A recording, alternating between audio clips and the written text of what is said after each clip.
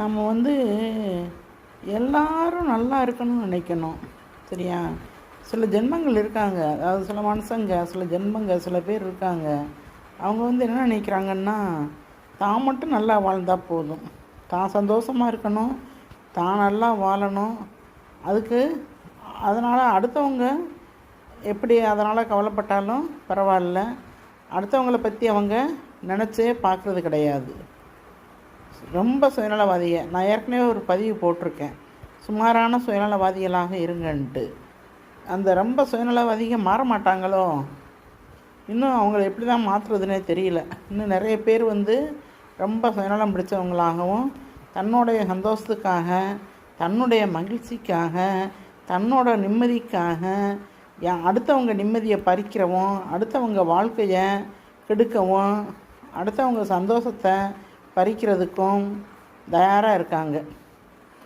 விவேகானந்தார் என்ன சொல்லியிருக்காரு?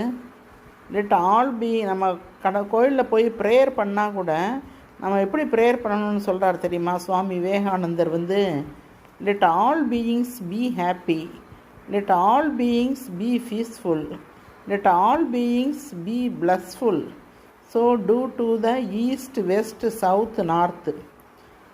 எல்லா திசைகளிலும் இருக்கிற எல்லா மனுஷங்களும், கிழக்க மேற்க வடக்க தெற்கன்னு எல்லா திசைகளும் இருக்கிற எல்லா மனுஷங்களும் நல்லா இருக்கணும், ஹாப்பியாக இருக்கணும், அவங்க சந்தோஷமாக இருக்கணும், அவங்க அமைதியாக பீஸ்ஃபுல்லாக இருக்கணும், அவங்க பிளஸ்ஃபுல்லாக இருக்கணும் அப்படின்னு சொல்லிட்டு தான் ப்ரேயர் பண்ண சொல்கிறாரு. அப்போ எல்லாருமே நல்லா இருக்கணும்னு நம்ம ப்ரேயர் பண்ணால் அதில் நம்மளும் சேர்ந்துருவோம் இல்லையா? நம்மளும் ஆட்டோமேட்டிக்காக நல்லா இருப்போம், நம்மளோட நெஞ்சமும் நல்லா சந்தோஷமாக இருக்கும். பகை உணர்ச்சியே இருக்கக்கூடாதுங்க. பகை உணர்ச்சி என்பது நம்மளை அப்படி அப்படியே கொஞ்சம் கொஞ்சமாக அழிச்சு விடும். பகை கொண்ட நெஞ்சம் துயரத்தின் இல்லம், தீராத கோபம் யாருக்கு லாபம், தீராத கோபம் யாருக்கு லாபம். பகை உணர்ச்சி இல்லாமல், ஒரு கோப உணர்ச்சி இல்லாமல், ஒருத்தருக்கொருத்தர் போகிறப்ப என்ன கொண்டு போக போகிறோம்? ஒன்றும் கொண்டு போக போகிறதில்ல. எல்லாருக்குமே கடைசியில் இந்த 6 அடி நிலத்தை தான் சொந்தம்.